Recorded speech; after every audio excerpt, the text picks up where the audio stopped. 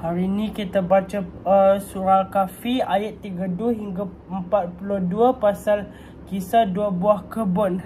Sorry tadi storage saya dah penuh. Jadi saya dah padam. Kita terus baca pasal kisah dua buah kebun. A'udzu billahi minasyaitonir rajim.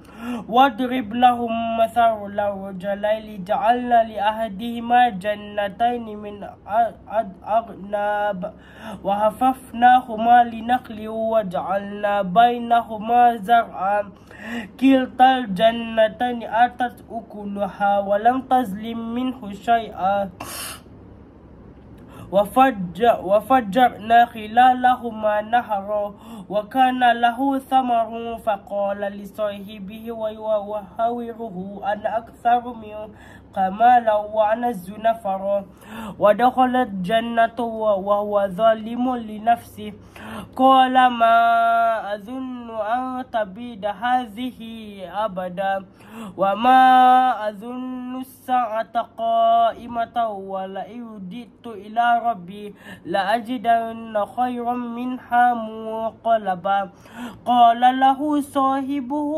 ويحاوره أكفرت بالذي خلقك من تراب ثم من نطفة ثم سواك رجلا لكن هو الله ربي ولا أشرك بربي أحدا ولولا إذ دخلت جنتك قلت ما شاء الله لا قوة إلا بالله إن تروني أنا أقل منك مالا وولدا فعسى ربي أن يؤتيني خيرا من جنتك ويرسل عليها حسبانا من السماء فتصبح صعيدا زلقا أو يصبح ماؤها غورا فلا تستطيع له طلبا وأحيط بثمره فأصبح يقلب كفيه على ما